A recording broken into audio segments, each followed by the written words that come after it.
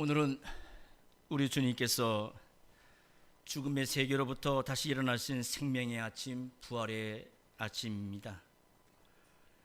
이 아침에 우리는 시편 2편의 말씀으로 예수님의 부활이 우리에게 어떠한 의미가 있고 또 이러한 의미가 신자된 우리의 생활의 방향을 어디를 향해 가게 하는지를 살펴보고자 합니다.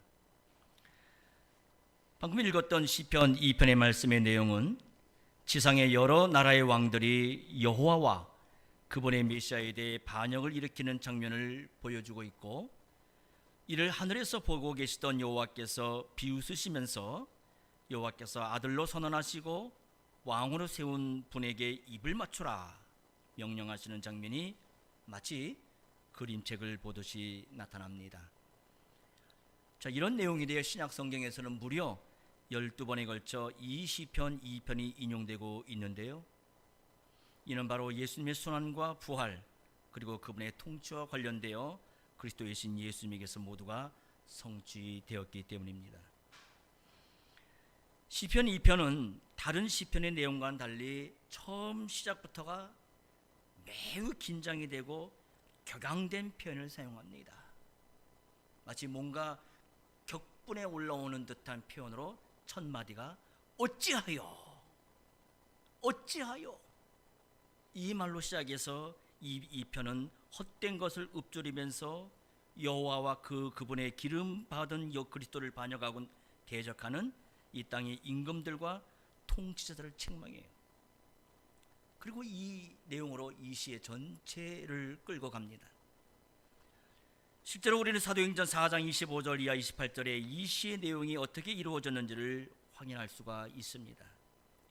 또 주의 종 우리 조상 다윗의 입을 의탁하사 성신으로 말씀하시기를 어찌하여 열방이 분노하며 족속들이 허사를 경영하는고, 세상의 군왕들이 나서며 관원들과 함께 모여 주와 그 그리스도를 대적하도다 하신 이로소이다. 과연 헤롯과 본디오 빌라도는 이방인과 이스라엘 백성과 합동하여 하나님의 기름 부으신 거룩한 종 예수를 거스려 하나님의 권능과 뜻대로 이루려고 예정하신 그것을 행하려 이 성에 모였나이다. 이 말씀은 베드로 사도가 성신에 충만한 가운데 군중들 앞에서 강설한 내용입니다. 이런 예수님께서 고난받으신 상황을 설명하고 있는데, 이 중에 시편 2편의 말씀을 들어 강설하고 있는 말씀이에요. 예수께서 고난받으실 당시 유대 왕 헤롯은 에돔 출신의 왕이었고, 로마의 총독으로 유대 지역에 와 있던 빌라도와는 서로 앙숙지간이었습니다. 그런데 이 두 사람이 예수님을 죽이는 일에 있어 서로 마음을 같이 하게 된 겁니다. 혈통적으로는 이스라엘 사람과는 전혀 아무 상관도 없던 이 두 이방인 권력자들이 당시 이스라엘의 종교 지도자들과 민중과 합동해서 하나님이 보내신 예수님을 이 세상에서 없애고자 모의를 한 겁니다. 이를 고린도전서 2장 8절에 바울 사도는 이 세대의 관원들이 하나님의 지혜를 모르기 때문에 예수님을 십자가에 못 박아 달려 죽게 했다라고 해석해 주고 있습니다. 이런 바울 사도의 해석처럼 하나님의 지혜는 사람의 꾀를 넘어서는 정반대의 결과를 가져왔습니다. 그것은 고난당하시고 죽으신 아들임을 하나님께서 부활시키셔서 하나님 오른편에 있는 왕좌에 앉으신 겁니다. 오늘 읽은 이 시편 2편 7절에 보면 너는 내 아들이라 오늘날 내가 너를 낳았다는 구절이 시작 안에서는 모두 예수님 생애에 있었던 세 경우에 적용되어 나타나고 있는 걸 볼 수가 있습니다. 첫째는 예수님께서 공적 생애를 시작하시고자 요단강에서 세례를 받으실 때 나타나신 일입니다. 당시 예수께서 세례를 받으실 때 하늘로 성신께서 비둘기의 형체로 그 위에 임하셨고, 하늘로서 성부께서는 이는 내 사랑하는 아들이요 내 기뻐하는 자라 선언하시는 음성을 들려주셨습니다. 이렇게 예수께서 세례를 받으실 때에 성부께서는 성신으로 예수님을 기름 부으셔서 하나님이 보내신 메시아로서 직분을 임명하신 겁니다. 그때부터 예수께서는 천국 복음을 전하시면서 회개할 것을 촉구하셨습니다. 둘째로는 변화산에서의 경험된 일이었습니다. 누가복음 9장을 보게 되면 변화산에서 예수님께서는 모세와 엘리야와 만나시는 장면을 일부 제자들 앞에서 나타내 보이셨어요. 이때 모세와 엘리야가 영광 가운데 나타나서 장차 예수께서 예루살렘에서 별세하실 것을 말씀하셨습니다. 여기서 별세라는 말은 원어는 출애굽이라는 그런 뜻입니다. 즉 예수님께서는 유월절의 어린 양으로 하나님 백성을 구원하신 일을 이루실 것을 이야기하셨던 겁니다. 이때 성부께서 영광 구름 가운데서 이는 나의 아들 곧 택함을 받은 자니 너희는 저의 말을 들으라 하는 말씀을 들려주심으로 시편 2편 7절의 말씀을 생각나게 하셨습니다. 셋째로는 예수님께서 십자가로 죄의 문제를 다 해결하시고 부활하셨을 때에 하나님께서 그를 하나님의 아들로 선언하셨습니다. 이에 대해 사도행전 13장 33절에 바울 사도는 이와 같이 설명합니다.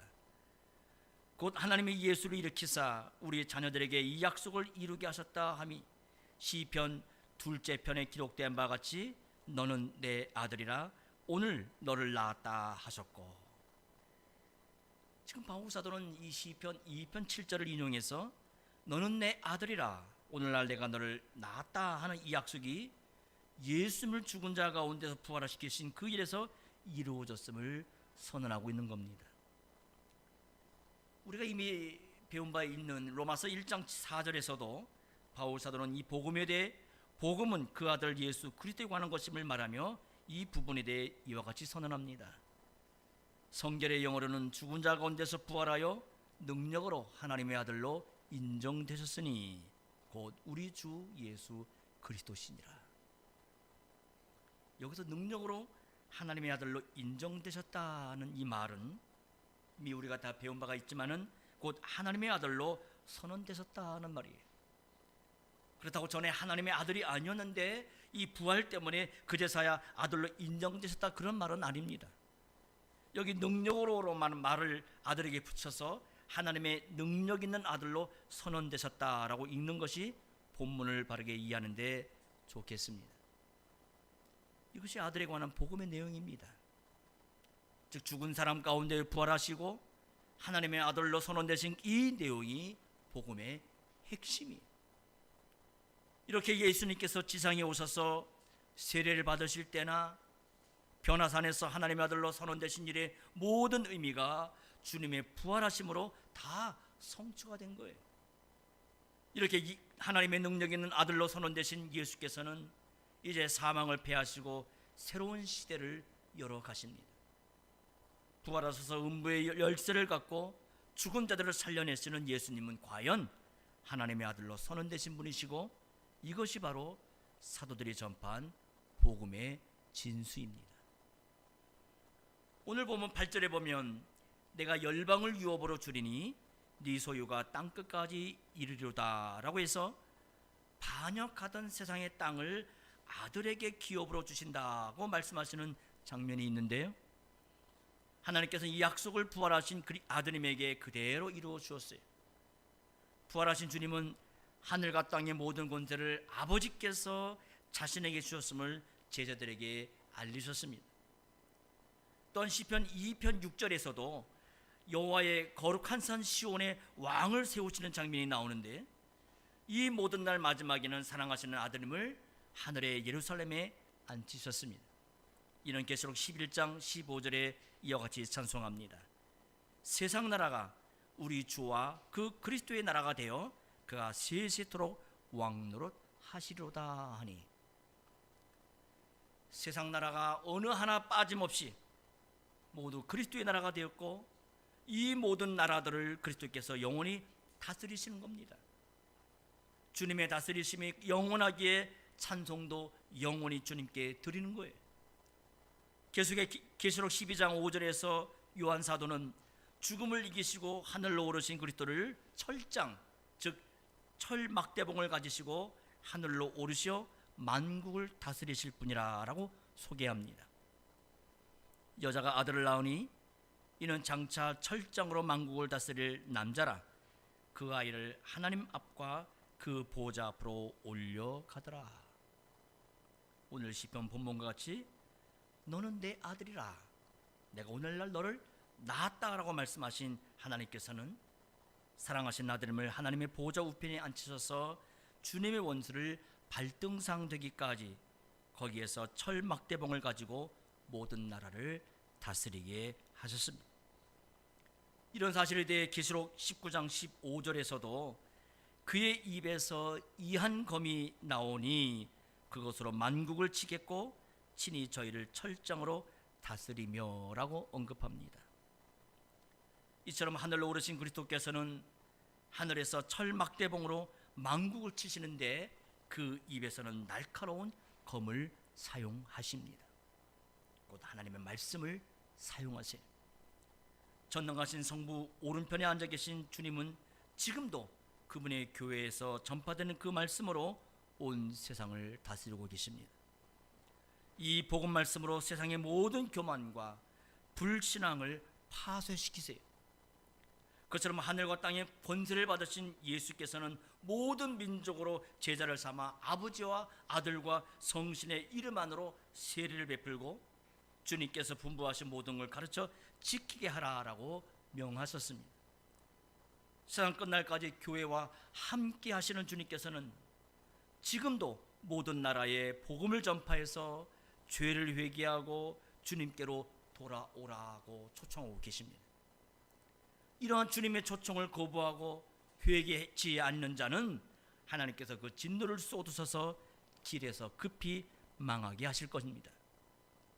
교회는 이러한 복음 전파의 사명과 권세를 받았습니다.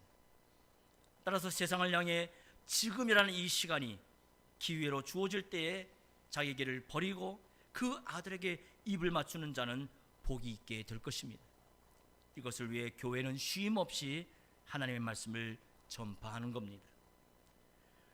오늘 우리가 살펴보고 있는 이 시편 2편은 다윗의 후손이시고 다윗의 주가 되시는 예수 그리스도에게서 온전히 성취가 됐습니다. 그리스도의 고난과 부활 그리고 복음 전파로 다 이루어진 겁니다. 그러면 이미 이루어진 이 말씀이 2021년을 살고 있는 오늘 우리들에게는 어떠한 의미가 있겠습니까? 첫째로 그리스도의 부활로 우리도 하나님의 자녀로 선언이 됩니다. 오늘 부활 아침에 우리의 주님이신 그리스도께서는 잠자는 자들의 첫 열매가 되셨다 그래요. 이 여기서 첫 열매라고 하는 것은 밭에 다른 추수할 농산물들이 다 있는데 그 가운데 하나님께 드려진 처음 열매를 가리키는 말이에요. 다시 말해 그리스도께서 부활의 첫 열매가 되셨다 하는 것은 그분께 속한 사람들 모두가 이미 그리스도와 함께 부활하게 됐다는 얘기예요. 이러한 사실이 있기에 시편 2편은 그리스도만이 아니라 그리스도인이 된 우리에게도 적용돼서 이 말씀을 읽어야 될 당위를 갖게 합니다. 교회의 머리 되신 그리스도께서 이루어진 일은 그분의 몸인 우리를 위한 것이기 때문에 그렇습니다.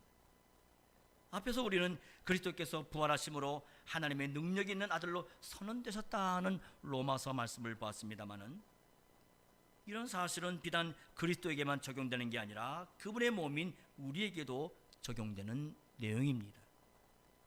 이러한 진리에 대해 요한복음 20장 17절에서는 부활하신 주님께서 울고 있는 마리아에게 전하시는 말씀을 통해 오늘 우리에게 전해주고 있습니다. 내가 아직 아버지께로 올라가지 못하였노라. 너는 내 형제들에게 가서 이르되 내가 내 아버지 곧 너희 아버지 내 하나님 곧 너희 하나님께로 올라간다 하라. 이 말씀은 부활하신 주님께서 무덤에서 나오시면서 처음으로 하신 말씀이에요. 그냥 상식적으로 생각하면 주님께서 내가 살았으니까 이 사실을 나의 제자들에게 어서 가서 전하라 하시면서 자신이 부활하셨다는 사실만을 제자들에게 전하라 하실 것 같은데 그런 식으로 말씀하지 않으셨습니다. 오히려 누구도 생각지도 못한 말씀을 하신 거예요.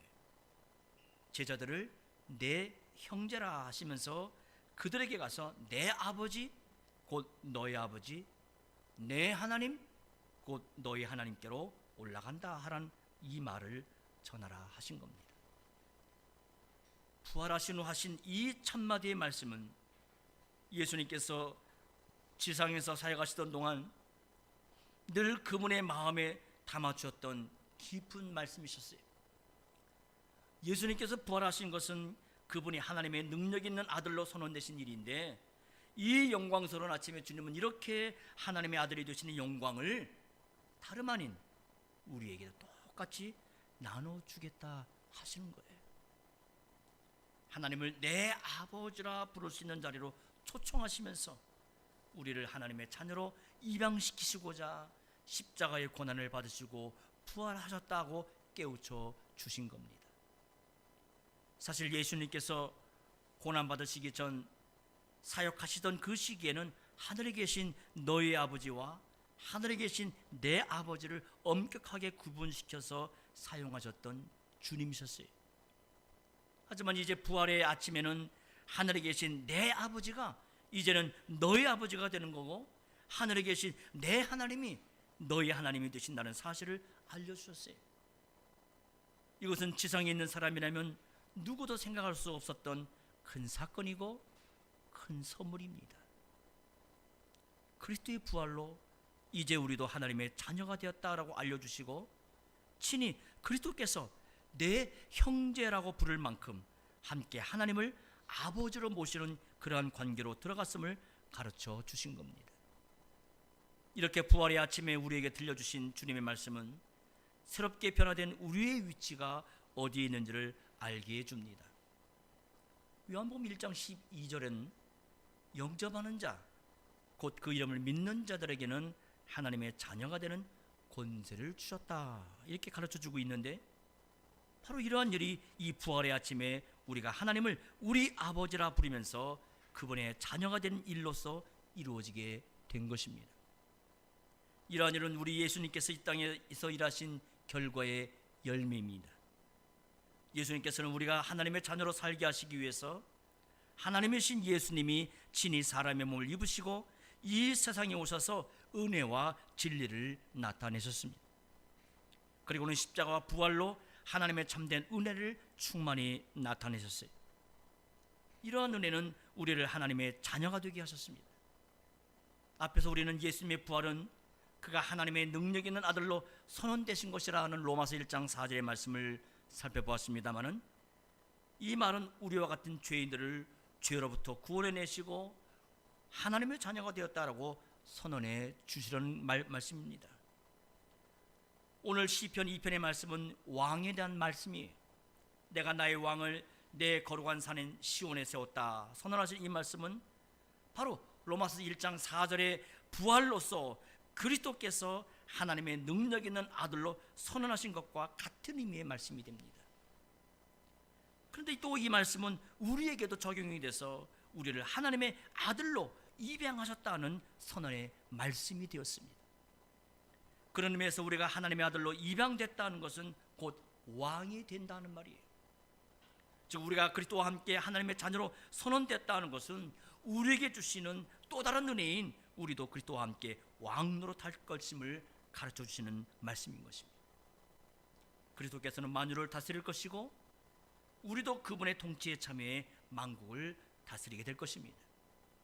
이러한 주님께서는 부활하셔서 하늘과 땅의 권세를 받으신 후 우리를 가리켜 내 형제라고 부르시면서 우리도 하나님의 자녀가 되었다라고 깨우쳐 주십니다. 그리고 주님과 함께 만물을 다스리게 될 것이라고 약속해 주셨습니다. 오늘 우리가 들은 이 부활의 복음은 예수님께서 부활하심으로 하나님의 아들로 선언되셨고 우리도 거기에 포함시켜 주었다 하는 내용이었습니다. 이런 내용이 바로 시편 2편의 말씀인데, 이 말씀이 그리스도에게서 성취됐고 그리고 그분 안에 있는 우리에게도 성취되었음을 보게 됩니다. 그런데 우리가 이 시편 2편에서 눈여겨보게 되는 대목이 있는데요, 2절에 세상 군왕들이 헛된 걸 읊조리면서 여호와와 그분의 기름 부음 받은 메시아를 대적해서 일어난 장면이에요. 그 동시에 이를 하늘에서 보고 계시는 하나님의 공간적 구별의 내용입니다.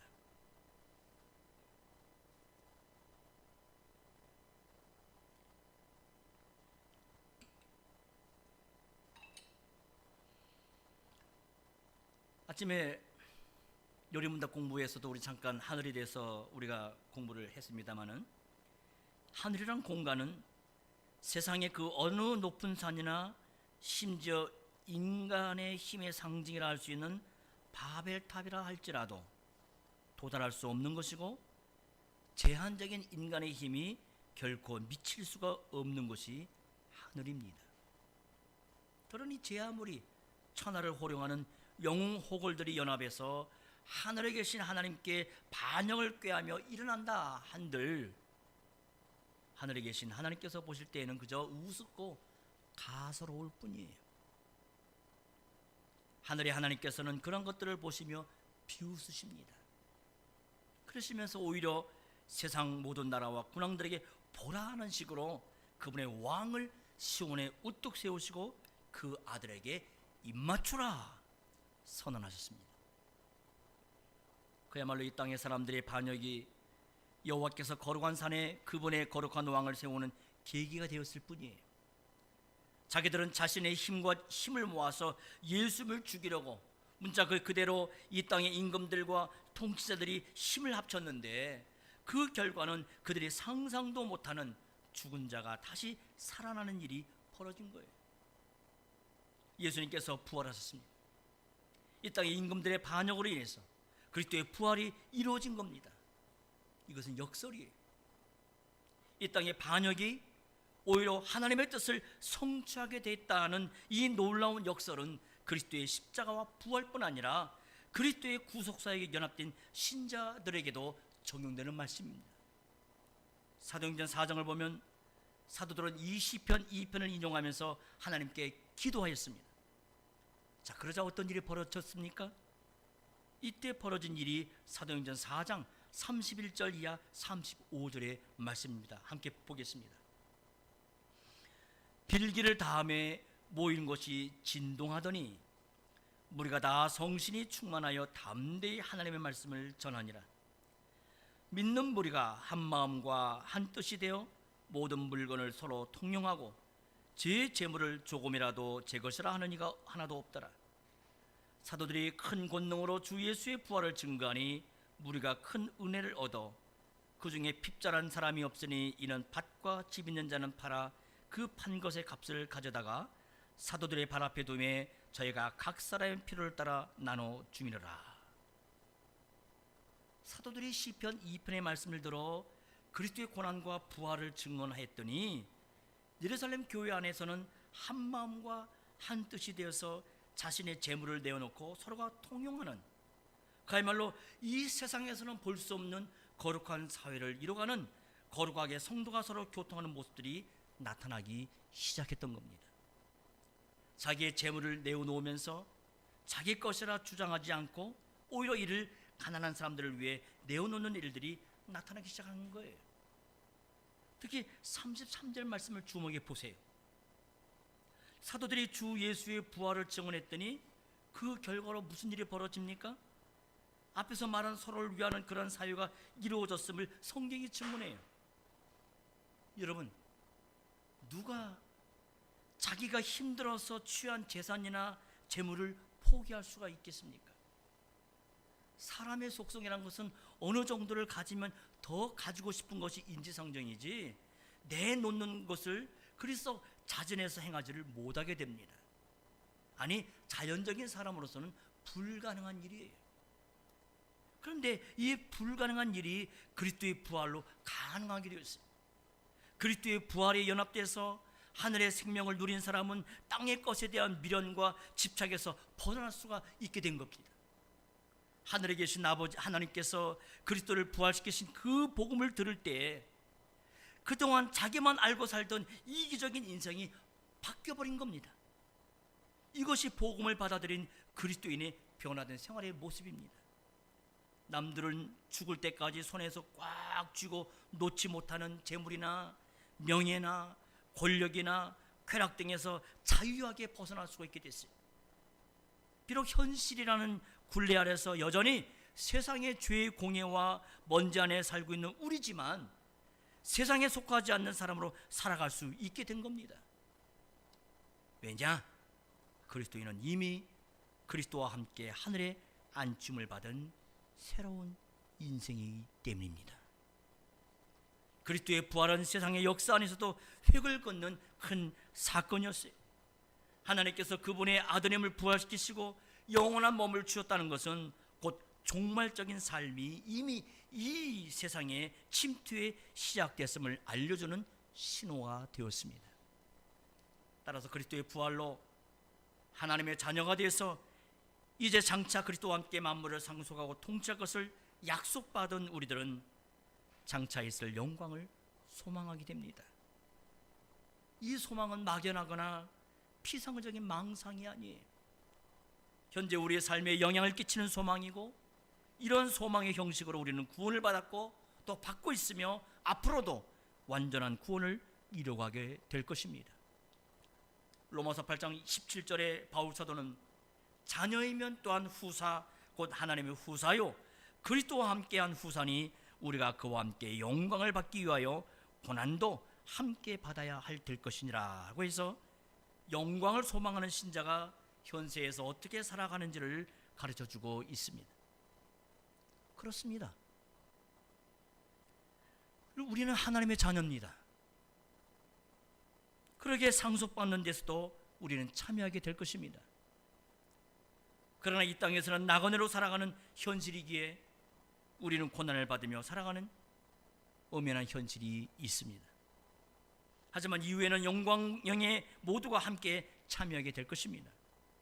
이미 그리스도께서 앞에 있는 영광을 바라보시면서 고난을 이기고 나가셨던 것처럼 우리도 앞에 있는 영광을 소망하며 오늘이라고 하는 이 현실의 시간에 인내하며 나갈 수 있게 되는 겁니다. 오늘 우리가 함께 읽은 계시록 2장 26절 27절에서는 이 시편 2편을 인용해서 우리에게 어떻게 살아가야 되는지를 이와 같이 말씀합니다. 이기는 자와 끝까지 내 일을 지키는 그에게 만국을 다스리는 권세를 주리니 그가 철정을 가지고 저를 다스려 질거를 깨뜨리는 것과 같이 하리라. 나도 내 아버지께 받은 것이 그러하니라. 지금 이 말씀은 아시아 7교회 중에 두아드리아 교회에게 전하신 말씀이에요. 주님은 이 교회에게 어떤 거창하고 기이한 것을 요구하신 바가 없으셨어요. 다만 25절 보면 다만 너에게 있는 것을 내가 올 때까지 굳게 잡으라, 이 말씀을 하실 뿐이에요. 그리고 주님께서 가르쳐 주신 것을 굳게 붙잡고 인내하는 그 교회에게 만국을 다스리는 권세를 주시겠다는 약속을 하십니다. 시편 2편에 예언한 대로 철막대봉으로 질그릇을 깨뜨리듯이 온 세상을 심판하실 것인데, 주님의 말씀을 굳게 붙잡는 신선한 사람에게는 만국을 다스릴 권세를 주시겠다라고 약속하신 거예요. 이 권세는 마태 28장에 주님이 직접 말씀하신 것처럼 예수님께서 하나님으로 받으신 그 권세예요. 그걸 우리에게 나눠 주시겠다는 겁니다. 이것은 누구도 상상도 못했던 놀라운 은혜가 아닐 수 없어요. 그럼에도 불구하고 이미 그리스도의 부활로 새로운 시대가 시작됐는데도 여전히 현세의 것에만 집착해 살고 자기의 일상적인 행복만을 추구하며 살아간다고 한다면 그리스도께서 이루시고 예비해 주신 이러한 큰 복을 스스로 거절하는 어리석은 일이 되고 마는 겁니다. 따라서 지혜로운 신자는 지금이 어떠한 시대인지를 구분하는 시대를 보는 해안을 갖고 사는 자예요. 이제 그리스도께서 부활하심으로 부활하신 그리스도에게로 피하는 자는 누구든 공간적으로나 시간적으로나 새로운 환경에서 살게 되었습니다. 제가 하늘의 예루살렘에서 살면서 그리스도의 부활 생명으로 살아가게 된 것입니다. 이런 새로운 환경에서 사는 신자는 마땅히 그 아들에게 입을 맞추고 오직 하느님만을 경외하며 살아야 할 것입니다. 여러분, 하고 우리의 모습을 한번 회고해 보십시오. 우리가 누구였습니까? 우리는 시편 2편 초두에 고발하는 그러한 무리들이었어요. 곧 헛된 걸 읊조리면서 여호와와 그분의 메시아에 대해 반영을 일으키고 그 멍에를 끊어버리고자 하고 자기의 뜻과 아집으로만 살아가고자 말한 이 땅의 임금들과 통치자들과 다를 바가 없었던 우리들이 아닙니까? 그래서 주님께서 메어주신 멍에를 싫다 하여 다른 걸 찾아 나선 자들이 바로 저와 여러분이에요. 이 땅에 있는 헛된 것들, 우상으로 대표되는 세상 것들을 읊조리면서 그걸 얻어보겠다고 바둥거리며 살아가던 우리의 모습이 아닙니까? 또한 재물과 권력, 명예를 얻으면 더 많은 자유를 얻을 수 있다 생각해서 그걸 추구하며 살았고, 그래서 땅의 것을 조금 얻을 수 있으면 더 얻고자 노력했던 우리들이, 마치 땅의 임금들이 끊임없이 전쟁을 일으켜서 자기의 영토를 더 넓혀가려 했던 것처럼 우리 역시도 이 세상에 속한 자신만의 왕국을 굳게 하고 더 넓히고자 아침에 일찍 일어나고 저녁에 늦게 누우면서 수고의 빵을 먹으며 살아가던 우리입니다. 자신만의 왕국을 넓혀가고자 때로는 필요에 의해 거짓말도 해보고, 때로는 합법성을 가장한 언어 폭력 등을 행사하기도 하고, 때로는 다른 사람에게 아부하기도 하고, 때로는 다른 사람을 음해하기도 했던 사람들입니다. 이처럼 세상 군왕들과 관원들은 비단 옛날 다윗 시대나 예수님 시대나 살았던 그런 자들이 아니라 오늘 우리의 모습이기도 합니다. 우리의 자화상이. 이토록 예수님을 반역하던 우리들에게 하나님께서는 사랑하시는 아들임을 부활시키셔서 그를 왕으로 세우십니다. 그리고 그 아들에게 입맞춰라라고 하세요. 주님의 멍에를 거부한 이 땅의 사람들에게 그리스도의 부활이 가져온 새로운 생명을 보여주시면서 참된 지혜를 얻으라 하시는 겁니다. 나가 여전히 자기의 왕국만을 고집하며 세워가는 사람들에게 그 짐을 좀 내려놓고 예수님 자신에게 오라 초청의 말씀을 여전히 하십니다. 수고하고 무거운 짐진 자들아, 다 내게로 오라. 내가 너희를 쉬게 하리라. 나는 마음이 온유하고 겸손하니 나의 멍에를 메고 내게 배우라. 그러면 너희 마음이 쉼을 얻으리니 이는 내 멍에는 쉽고 내 짐은 가벼움이라 하시니라. 이 예수님의 초청의 말씀은 이 땅의 것을 가지고 수고하는 자들을 하늘로 인도하시고 참된 안식을 주시려고 하시는 생명의 초청입니다.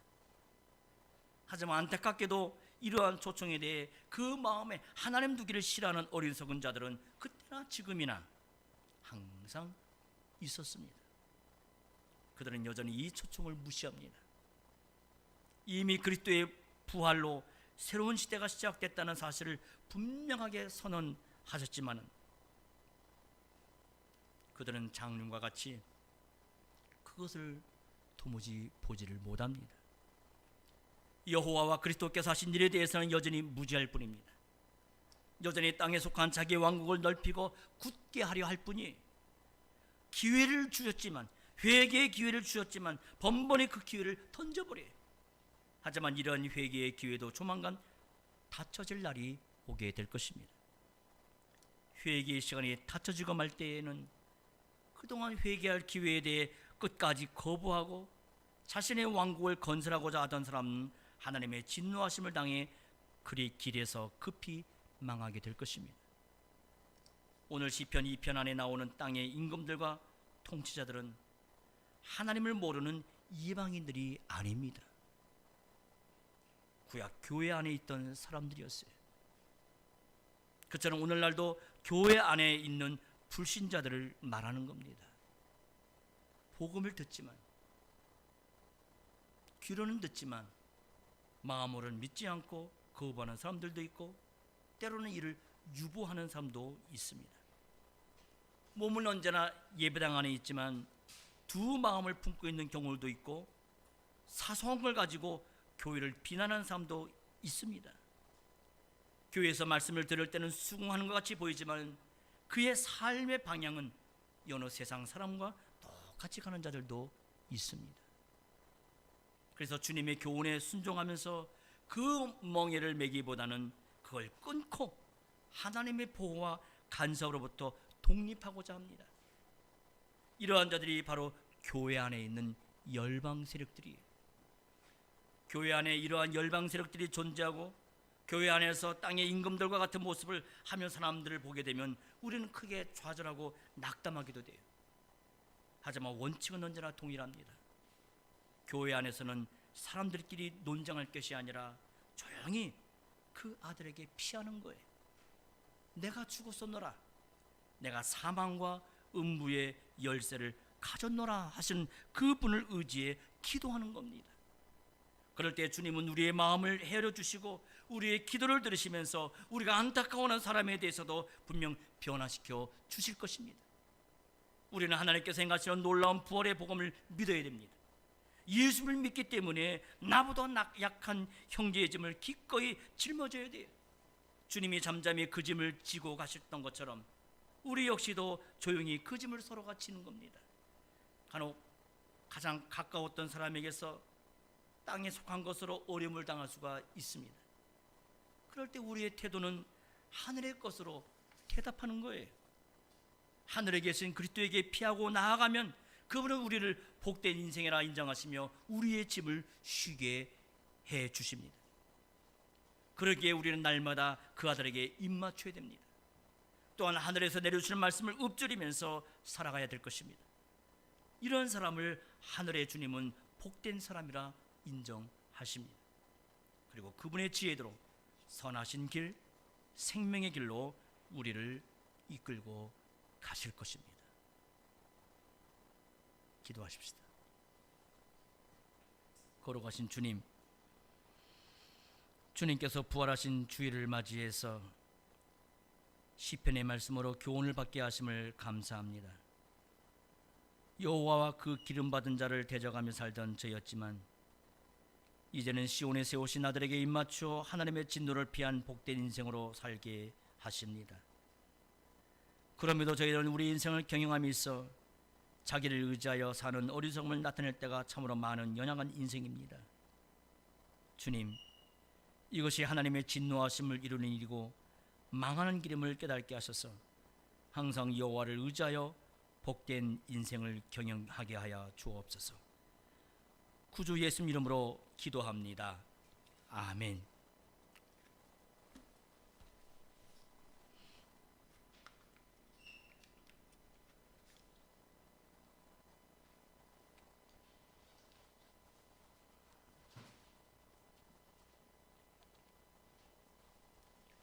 송영 1번 165쪽 찬송하면서 축도로 마치겠습니다.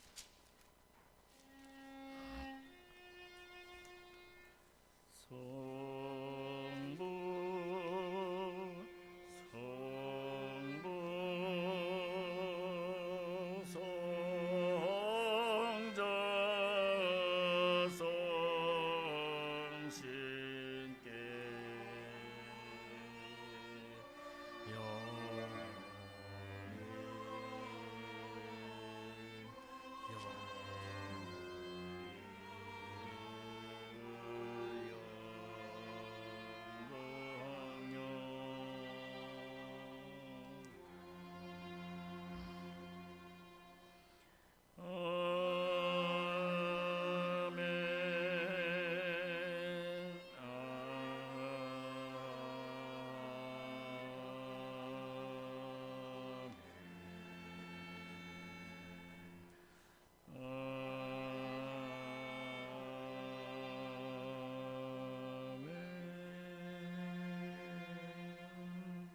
지금은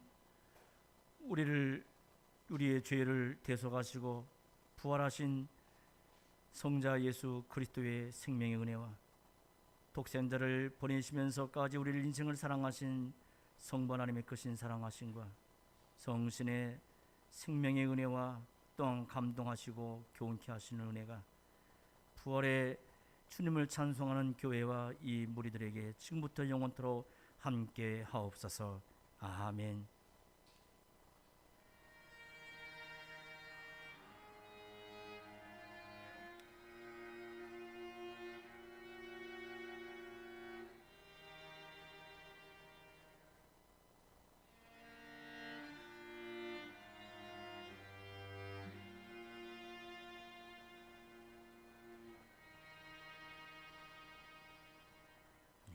이것으로 오전 예배를 마쳤습니다. 저와 인사를 나누기 전에 먼저 우리 이제 여러분들 다 잘 알고 계시듯이 돌아오는 토요일 날 이제 혼인을 해서 이제 새로운 가정을 꾸미게 되는 현혜린 양이 이제 교우들에게 인사를 나누겠습니다. 아쉽지만 신랑이 출석하고 있는 교회로 이제 합류해서 시대 어른들도 그 교회에 아마 합류할 것 같아서 아마 첫 복음 주자로 나서게 될 텐데 잘 진행해 달라 하는 격려로 함께 우리 그 인사를 함께 나누겠습니다.